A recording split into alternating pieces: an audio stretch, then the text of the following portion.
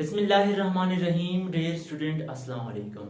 आज जो हमारा लेक्चर है, ये जो वीडियो है, ये बेसिकली हम इसमें एमसीक्यूज करेंगे। जो एसएसटी कॉम्पिटिटिव एग्जाम्स हैं, सीटी के कॉम्पिटिटिव एग्जाम्स हैं, बाकी कॉम्पिटिटिव एग्जाम हैं, या जो एमडीकेट के एमसीक्यूज हैं, एमडीकेट का जो टेस्ट होता है पूरे पाकिस्तान में, उसी बेस पे हमने एमसीक्यूज कुछ सेलेक्ट किए हैं सेल बायोलॉजी के।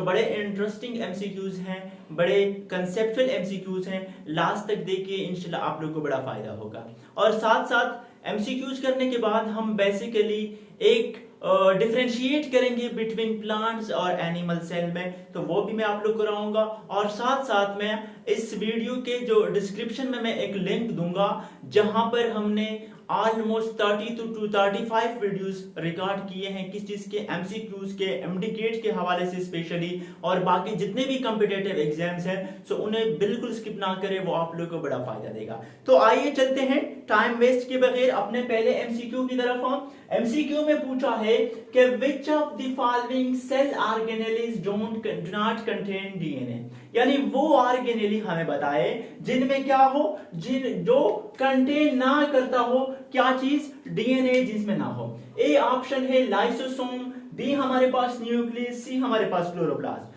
तो अब ये जो सही ऑप्शन है आप लोग का, वो क्या है, लाइसोसोम।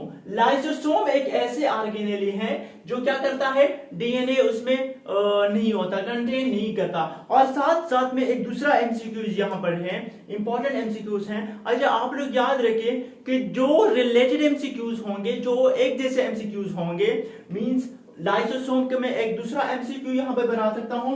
अगर आप लोगों से पूछे कि लाइसोसोम को दूसरा नाम हम क्या देते हैं या हम क्या कह सकते हैं, तो सुसाइडल वेग्स भी इसको कहते हैं। क्या, सुसाइडल वेग्स भी लाइसोसोम को कहते हैं। अगर लाइसोसोम ना दिया हो, सुसाइडल वेग यहां पर आप लोगों को दिया हो, फिर भी आप लोगों ने क्या करना है, उसी ऑप्शन को क्लिक करना है जो हमारे पास ए ऑप्शन है। रिलेटेड एमसीक्यूज मैं जबानी यहां पर बताया करूंगा, आप लोग अपने साथ नोट करते जाइए। दूसरा एमसीक्यू है हमारे पास कि cell wall is mainly composed of, ये एक स्टेटमेंट है पूरा कि सेल वॉल किस चीज पे मेनली कंपोजिशन करता है, कंपोज होता है। A option starch, B protein, C lipid, और डी हमारे पास सेलुलोज। इंतहाई सिंपल सा एमसीक्यूज है, आप लोग को आता है। ऑप्शन क्या है, डी ऑप्शन सेलुलोज, यानी सेलुलोज जो है ये मेनली कंपोज करता है, सेल वॉल जो है मेनली कंपोज करता है किस चीज पर, सेलुलोज पर। थर्ड एमसीक्यू हमारे पास है, cell theory does not apply to, ये भी एक पूरा स्टेटमेंट है कि आया सेल थ्योरी जो हम पढ़ते हैं ये किस चीज पे अप्लाई नहीं होता। A option virus, B algae, C fungi, D microbes. तो याद रखे कि जो सेल थ्योरी है ये वायरस पे अप्लाई नहीं होता। सही, ये ऑप्शन आप लोग का हो गया। फोर्थ एमसीक्यूज हमारे पास है, Dash is a jelly-like substance found freely floating inside the plasma membrane. A option cell से, B cytoplasm, C mitochondria। तो ये तीन ऑप्शन मैंने दिए हैं। क्वेश्चन को समझिए कि एक जेली लाइक सब्सटेंस है जो फाउंड होता है और वो फ्रीली फ्लोटिंग करता है किस चीज के अंदर, प्लाज्मा मेम्ब्रेन के अंदर। तो याद रखिए उस ऑर्गेनेली का नाम जो हमारे पास है वो क्या है, वो साइटोप्लाज्म है। ये प्रेजेंट होता है इनसाइड दी प्लाज्मा मेम्ब्रेन, और ये क्या करता है, फ्रीली फ्लोटिंग करता है यानी सेल के अंदर। नेक्स्ट हमारे पास, which organelle is known as the powerhouse of the cell। इंतहाई सिंपल एमसीक्यू है, लेकिन बहुत सी जगहों पर ये एमसीक्यूज आया है, बहुत सारे जो कॉम्पिटिटिव एग्जाम है ये एमसीक्यूज आया हुआ है। तो याद रखिए कि हमारे पास जो power house of the cell है, ऑप्शन हमारे पास कौन से हैं, क्लोरोप्लास्ट है, गोल्गी बॉडी है, माइटोकॉन्ड्रिया है, D all of the above, और ई हमारे पास है नन ऑफ द अबव। तो जो हमारे पास power house of the cell है वो क्या है, माइटोकॉन्ड्रिया है, जो आप लोग के पास सी ऑप्शन है। नेक्स्ट एमसीक्यूज हमारे पास, dash is the study of the cell and its types, structure, function and its organelles. A option biology, B zoology, C हमारे पास सेल बायोलॉजी। तो यहां पर देखिए आप लोगों के पास 5 एमसीक्यूज हैं। तीन ये है, दो मैं और कराऊंगा। वो कौन कौन से, 1 मिनट के आप लोग के अंदर 5 MCQs में करने वाला हूं, उसको देखिए। पहले तो इसका सही ऑप्शन हम ढूंढते हैं कि वो स्टडी जो हम सेल की करते हैं, उनके स्ट्रक्चर के बारे में पढ़ते हैं, उनके क्या फंक्शन, उनके टाइप्स और सेल ऑर्गेनेलिस के बारे में जब हम पढ़ते हैं, उस स्टडी को हम क्या नाम देते हैं? उस स्टडी को हम नाम देते हैं सेल बायोलॉजी, जो सी ऑप्शन आप लोगों के पास सही है। एक एमसीक्यूज हो गया। दूसरा एमसीक्यूज क्या, ये जो ए ऑप्शन दिया है बायोलॉजी, आप लोग जानते हैं कि बायो का मतलब होता है क्या?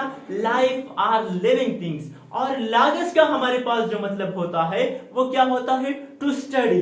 दूसरा एमसीक्यूज आप लोग का यहाँ पर बायोलॉजी आप लोग को क्लियर हो गया। थर्ड एमसीक्यू जो है जूलॉजी, जो बी ऑप्शन हमारे पास है, कि अगर एमसीक्यूज में एग्जामिनर आपसे पूछ लेते हैं कि ये बताइए कि जूलॉजी क्या है, तो याद रखिए कि स्टडी ऑफ एनिमल्स जो है, यानी जब हम एनिमल्स की स्टडी करेंगे तो उसको हम कहेंगे कि वी आर स्टडिंग जूलॉजी, और पढ़ने वाले को क्या कहते हैं? जूलॉजिस्ट कहते हैं। ये आप लोग के 3 एमसीक्यूज हो गए। अब जूलॉजी के साथ दो और चीजें रिलेटेड हैं, मैं यहां पर लिख देता हूं कि अगर कहें कि बॉटनी क्या है, मैं लिख देता हूं बॉटनी। तो याद रखिए कि जब हम स्टडी करेंगे किस चीज की, जब हम स्टडी करेंगे प्लांट्स की, तो हम क्या कहेंगे कि the study of plant is known as botany, यानी प्लांट के स्टडी को हम बॉटनी कहते हैं, और जो इंसान पढ़ रहा होता है बॉटनी, उसको बॉटनिस्ट कहते हैं। ये हो गया आप लोग के 4 एमसीक्यूज। 5वां एमसीक्यूज, ये जो माइक्रो ऑर्गेनिजम्स है, वायरस, बैक्टीरिया वगैरह हैं, अगर एग्जामिनर आपसे पूछते हैं कि the study of micro organism, फिर आपका क्या ऑप्शन होगा? आपका जो करेक्ट ऑप्शन होगा वो माइक्रोबायोलॉजी होगा। सही है। सो आप लोग के ये 5 एमसीक्यूज हो गए। आप लोग हमारे साथ जुड़े रहिए, इंशाल्लाह आप लोग के इल्म में बड़ा इजाफा होने वाला है। सिंपल चीजें हैं, जितने भी कॉम्पिटिटिव एग्जाम्स हैं, इंतहाई सिंपल एमसीक्यूज आते हैं, इंतहाई सिंपल होते हैं, लेकिन अगर आप उसको एक नजर देखोगे तो सही, ऐसा तो नहीं कि अगर आप देखेंगे ही नहीं, उसको आप टाइम ही नहीं देंगे, फिर तो मुश्किल जरूर होगा। सो क्या है, नेक्स्ट हमारे पास एमसीक्यूज है, नेक्स्ट की तरफ चलते हैं। Which of the following cell organelles are absent in prokaryotic cell? मैं बताऊंगा लास्ट में कि जो हमारे पास प्लांट सेल और एनिमल सेल में क्या फर्क है, वो मैंने आप लोगों को बताया है। अब यहां पर एमसीक्यू है कि कौन से ऐसे सेल ऑर्गेनेल्स हैं जो एब्सेंट हो, कौन से सेल में? प्रोकैरियोटिक सेल में। पहले अभी आप लोगों को मैं थोड़ा बता दूं कि प्रोकैरियोटिक सेल और यूकैरियोटिक सेल में बेसिक फर्क क्या होता है। प्रोकैरियोटिक सेल में फर्क और यूकैरियोटिक सेल में, in prokaryotic cell they lack the true nucleus, यानी they don't have any nucleus, उनमें न्यूक्लियस नहीं होता, जबकि यूकैरियोटिक सेल में एक ट्रू न्यूक्लियस होता है। डबल मेम्ब्रेन बॉन्डेड ऑर्गेनेल्स क्या होते हैं। अब यहां पर पूछा है कि सेल ऑर्गेनेल्स जिसमें क्या हो, एब्सेंट हो, कहां पर? प्रोकैरियोटिक सेल में। A option nucleus, B endoplasmic reticulum, C lysosome, D all of the above. So आप लोग को ये एमसीक्यूज आ रहा होता है जब आप एग्जाम में बैठे होते हैं, लेकिन जल्दबाजी की वजह से आप लोग सारे ऑप्शन पढ़ते नहीं हैं और डायरेक्ट आप लोग एक को करेक्ट करते हैं, उसको क्लिक करते हैं कि न्यूक्लियस नहीं होता। बेटा आपका वर्क ना हो जाए, एक भी तो सही है, लेकिन बाकियों की तरफ तो देखिए कि बी में क्या है, सी में क्या है, डी में क्या कहते हैं। तो बी में दिया है एंडोप्लाज्मिक रेटिकुलम, सी में दिया है लाइसोसोम, और डी में हमारे पास है ऑल ऑफ दी अबव। तो ये जो सही ऑप्शन है ये डी है। क्या है? डी है कि ऑल ऑफ दी अबव है, जो एब्सेंट होते हैं इन दी प्रोकैरियोटिक सेल। नेक्स्ट हमारे पास which organelle is involved in the breakdown of organic matter, यानी जब ऑर्गेनिक मैटर की ब्रेकडाउन होती है, उनमें कौन सा ऑर्गेनेली क्या होता है? इन्वॉल्व होता है। A option lysosome, B cytoplasm, C हमारे पास साइटोसोल। अब यहाँ पर 3 एमसीक्यूज है। फिर इसका जो सही ऑप्शन है वो तो लाइसोसोम है, सही है, जो ब्रेक डाउन करता है ऑर्गेनिक मैटर की, उस ऑर्गेनेली का नाम है लाइसोसोम। अब यहां पर थोड़ी देर पहले मैंने बताया कि लाइसोसोम की जगह अगर सुसाइडल बैग दिया हो तो फिर आप लोगों ने सुसाइडल बैग को क्लिक करना है, एक एमसीक्यू। दूसरा है साइटोप्लाज्म। साइटोप्लाज्म क्या होती है? सेल के अंदर जो फ्लूइड पोर्शन होता है, यानी जो फ्लूइड मटेरियल्स होते हैं, उस जगह कोई नाम, उस जगह को क्या कहते हैं? साइटोप्लाज्म। अब यहां पर याद रखें कि ये जो सेल के अंदर फ्लूइड पोर्शन होता है उसको हम नाम देते हैं साइटोप्लाज्म। लेकिन अगर कहे कि न्यूक्लियस के अंदर जो फ्लूइड पोर्शन होता है उसको क्या नाम देते हैं? मैं यहां पर लिख देता हूं, उसको कहते हैं न्यूक्लियोप्लाज्म। आप लोग के 3 एमसीक्यूज हो गए। साइटोप्लाज्म को आप लोगों ने समझ लिया, लाइसोसोम को आप लोगों ने समझ लिया, न्यूक्लियोप्लाज्म को आप लोगों ने समझ लिया, ये 3 हो गए। चौथा एमसीक्यूज, अगर खुदा न खास्ता एग्जामिनर आप लोगों से पूछ सकते हैं कि अब ये बताइए कि साइटोप्लाज्म और न्यूक्लियोप्लाज्म को अगर हम कलेक्टिवली पढ़ें, अगर कलेक्टिवली इनकी स्टडी करें तो उसको क्या कहते हैं? वो याद रखिए, उसको हम फिर नाम देते हैं प्रोटोप्लाज्म। सही है? यह आप लोग का चौथा एमसीक्यूज हो गया। अब ये जो बड़ा इंपॉर्टेंट एमसीक्यूज है कि साइटोसोल क्या होता है, 5वां एमसीक्यूज मैं यहां पर करने लगा हूं। एक एमसीक्यू से हमारे पास 5 एमसीक्यूज निकल आई है। तो साइटोसोल क्या है? असल में जो होता है the soluble portion of the क्या cell is known as cytosol. यानी असल में जो साइटोसोल होता है वो सोल्युबल पोर्शन होता है किस चीज की? सेल के अंदर। और ये याद रखिए कि यहां पर 70% वाटर होता है, H2O। सही है? दो साइटोप्लाज्म में देखो दो टाइप के ऑर्गेनेलिज होते हैं, 2 टाइप्स होते हैं। एक को हम नाम देते हैं ऑर्गेनेलिज सिंपली, और दूसरे को हम नाम देते हैं ये साइटोसोल। अब ऑर्गेनेलिज जो है ये नॉन सोल्युबल है, नॉन सोल्युबल पोर्शन है, लेकिन जो साइटोसोल है ये सोल्युबल पोर्शन है या फ्लूइड पोर्शन आप लोग इसको कह सकते हो। लास्ट एमसीक्यू हमारे पास है, dash are involved in the synthesis of lipids and proteins. A option endoplasmic reticulum, B mitochondria, C हमारे पास क्लोरोप्लास्ट, डी हमारे पास एनालिसिस। अब यहां पर फिर 3-4 एमसीक्यूज हैं। वो कैसे? पहले तो ये याद रखिए कि ये जो सिंथेसिस करते हैं लिपिड्स की और हमारे पास दूसरा क्या है? प्रोटीन्स की, वो कौन करता है? कौन से ऑर्गेनेली करता है? वो करता है एंडोप्लाज्मिक रेटिकुलम। आप लोग का होगा। दूसरा MCQs mitochondria, B option. Mitochondria को तो आप लोगों ने पढ़ लिया कि ये क्या है? Power house of the cell है। 2 हो गए। तीसरा हमारे पास क्लोरोप्लास्ट। क्लोरोप्लास्ट का बेसिकली क्या रोल होता है और कहां पर होता है? याद रखिए ये क्लोरोप्लास्ट हमारे पास ग्रीन प्लांट्स में होता है, यानी प्लांट्स में मौजूद होता है। और ये क्या करते हैं? प्लांट्स को कलर देता है। कौन सा कलर देता है? ग्रीन कलर देता है। 3 एमसीक्यूज आप लोग के हो गए।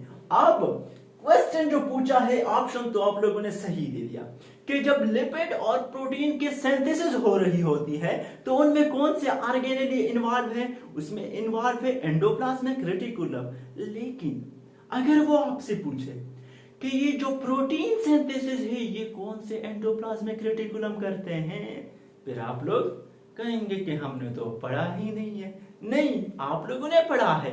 जो हमारे पास एंडोप्लाज्मिक रेटिकुलम होते हैं उनके 2 टाइप्स होते हैं। एक को हम नाम देते हैं, मैं ऊपर सिंपल यहां पर लिख देता हूं, यहां इसके ऊपर लिख देता हूं RER, और दूसरा होता है SER, यानी रफ एंडोप्लाज्मिक रेटिकुलम और स्मूथ एंडोप्लाज्मिक रेटिकुलम। अब यहां पर अगर आप लोगों से पूछे, गौर से सुने मेरे स्टेटमेंट को, मेरे अल्फाज को सुने, कि अगर आपसे पूछे कि प्रोटीन की सिंथेसिस कौन करता है, तो फिर आपका ऑप्शन क्या होगा? Rough endoplasmic reticulum. यानी rough endoplasmic reticulum is involved in the synthesis of protein molecule. और अगर आपसे पूछे कि जो लिपिड सिंथेसिस है वो कौन करता है, तो याद रखिए कि ये जो स्मूथ एंडोप्लाज्मिक रेटिकुलम है ये सिंथेसिस करता है लिपिड्स की, क्या है? लिपिड्स की। और ये जो रफ एंडोप्लाज्मिक रेटिकुलम है ये सिंथेसिस करता है प्रोटीन्स के। 2 चीजें और आप लोगों ने यहां पर सीख ली है। अब ये भी याद रखें कि अगर आपसे पूछे कि कौन से एंडोप्लाज्मिक रेटिकुलम के साथ राइबोसोम अटैच होते हैं और कौन से के साथ अटैच नहीं होते। तो याद रखिए कि ये जो रफ एंडोप्लाज्मिक रेटिकुलम है, यानी जो हमारे पास प्रोटीन सिंथेसिस करता है, इसके साथ राइबोसोम्स अटैच होते हैं, और स्मूथ एंडोप्लाज्मिक रेटिकुलम के साथ कोई राइबोसोम्स अटैच नहीं होते। तो ये उम्मीद है कि आप लोगों को समझ आ गई हो। वीडियो लंबी होती जा रही है, इंशाल्लाह नेक्स्ट लेक्चर में भी, नेक्स्ट वीडियो में भी आप लोगों के साथ एमसीक्यू शेयर करूंगा। जो मैंने आप लोगों से कहा था कि मैं बेसिकली आप फर्क बताने लगा हूं कि बेसिकली क्या फर्क है किस चीज में, प्लांट सेल और एनिमल सेल में। तो मैं वो बता दूं, फिर इसको वाइंड अप करते हैं। सही है, बहुत सारे स्टूडेंट कह रहे थे कि प्लांट्स और एनिमल सेल में अगर हमें डिफरेंस का पता तो है सबको, लेकिन कुछ ऐसे पॉइंट जो शायद आप लोग को ना पता हो, तो वह मैं बता देता हूं। मैं लिख देता हूं यहां पर, पहले लिख देता हूं प्लांट सेल, प्लांट सेल्स। तो याद रखिए कि प्लांट सेल में हमारे पास सबसे पहले होता है क्लोरोप्लास्ट, इसमें होते हैं क्लोरोप्लास्ट आर प्रेजेंट। सिंपली मैं लिख दूं, फिर मैं बता देता हूं। दूसरा हमारे पास outer most boundary is, outer most boundary is cell wall. सही है। फिर outer most boundary cell wall, इनकी जो साइज है मैं बता दूं, ये साइज जो है 10 to 30 माइक्रोमीटर, 10 to 30 माइक्रोमीटर जो प्लांट सेल्स हैं। सही है। उसके बाद यहां पर होता है प्रेजेंट सिंगल लार्ज वैक्यूल, इस तरह लिख लें, सिंगल लार्ज वैक्यूल। सही है, ये हो गया। और जो शेप होता है वो राउंड होता है या इरेगुलर, इरेगुलर। अब देखिए, प्लांट सेल के मैंने लिखवा दिए हैं और एनिमल सेल का मैं यहीं से बताऊंगा, उसको मैं लिखूंगा नहीं। बेसिकली प्लांट सेल में जो पहले होता है कि क्लोरोप्लास्ट प्रेजेंट होता है। अभी हमने एमसीक्यूज में भी डिस्कस किया कि क्लोरोप्लास्ट का क्या रोल होता है कि वो कलर दे दे प्लांट्स को। कौन सा कलर? Green colour. एक outer most boundary is cell wall, जो हमारे पास आउटर मोस्ट बाउंड्री है प्लांट्स के, वो है सेल वॉल। और साथ साथ में अगर ये यहां पर हम डिस्कस करते हैं कि एनिमल सेल में कोई क्लोरोप्लास्ट नहीं होता। सही है। और जो हमारे पास एनिमल सेल होता है उसके आउटर मोस्ट जो वाल होते हैं, ये जो बाउंड्री होते हैं, उसको हम नाम देते हैं क्या? Cell membrane. ये तो लिख नहीं रहा, सेल मेम्ब्रेन। या सेल मेम्ब्रेन की जगह अगर आपको देते कि प्लाज्मा मेम्ब्रेन, वो भी आप लोग कह सकते हैं। और ये भी याद रखिए कि प्लांट के अंदर सेल वॉल एनिमल के अंदर सेल वॉल होता है, लेकिन सेल वॉल के ऊपर एक दूसरा लेयर होता है, जिसको हम कहते हैं सेल मेम्ब्रेन। सही है, ये कंसेप्ट आप लोग याद रखिए, ये अक्सर स्टूडेंट इसमें कंफ्यूज हो जाते हैं। फिर कहते हैं कि इनकी जो साइज है प्लांट सेल की, वो 10 to 30 माइक्रोमीटर होता है। अगर हम एनिमल सेल की बात करें तो वहां पर जो साइज है वो 10 to 100 माइक्रोमीटर होता है। सही है, ये भी आ गया। अब यहां पर प्लांट के अंदर एक लार्ज वैक्यूल होता है, जबकि एनिमल सेल की अगर हम बात करें तो मैनी स्मॉल वैक्यूल होते हैं, मैनी स्मॉल वैक्यूल। सही है। और अगर हम इसकी बात करें किस चीज की, जो राउंड इरेगुलर शेप है प्लांट सेल की, अगर एनिमल सेल की बात करें तो वो हमारे पास क्या होता है? एक बॉक्स लाइक शेप होता है, या हमारे पास रेक्टेंगुलर होता है। ये क्या है? शेप है किस चीज की? एनिमल सेल की। ठीक है। तो ये हमारे पास मेन जो डिफरेंस है प्लांट्स और एनिमल सेल में। और यहां पर एक चीज मैं भूल रहा हूं, हाँ, वैक्यूल। बेसिकली एमसीक्यूज में आप लोग उनसे पूछ लेते हैं कि वैक्यूल का क्या रोल है। बेसिकली वैक्यूल का जो हमारे पास रोल है वो क्या है कि ये क्या करते हैं, एक तो स्टोर करते हैं न्यूट्रिएंट्स को और वाटर को, ठीक है, एक ये रोल हो गया। दूसरा ये हो गया कि सेल को कंटेमिनेशन से बचाता है, प्रिवेंट करता है कंटेमिनेशन से ये। और जो नेक्स्ट इंपॉर्टेंट एमसीक्यूज हैं कि इस वैक्यूल के ऊपर एक लेयर होता है, उस लेयर को क्या नाम होता है, उस लेयर का नाम टोनोप्लास्ट। यानी जो वैक्यूल के ऊपर एक लेयर होता है जो प्रोटेक्शन करता है, उस लेयर को हम नाम देते हैं टोनोप्लास्ट। तो ये वीडियो यहां तक खत्म होती है, यहां पे एंड होता है इस लेक्चर का। इंशाल्लाह नेक्स्ट एमसीक्यूज में भी आप लोग कराऊंगा। और अगर जो डिस्क्रिप्शन में जो मैं लिंक दे रहा हूं, एक पूरा प्लेलिस्ट है, उसमें 30 वीडियोस हैं, तो वो एमसीक्यूज आप लोग जरूर देखिए, आप लोग को बड़ा फायदा होगा। वीडियो अगर आप लोग को अच्छी लगी हो तो लाइक कर दे, चैनल पर नए आए हैं तो सब्सक्राइब कर दे और बेल आइकन को मस्ट प्रेस करें ताकि आने वाली वीडियोस आप लोगों तक इजीली पहुंच सके। तब तक के लिए आप लोग खुश रहिए, हंसते रहिए, मुस्कुराते रहिए और मुझे अपनी दुआ में याद करते रहिए। मिलते हैं नेक्स्ट लेक्चर में। अल्लाह हाफिज।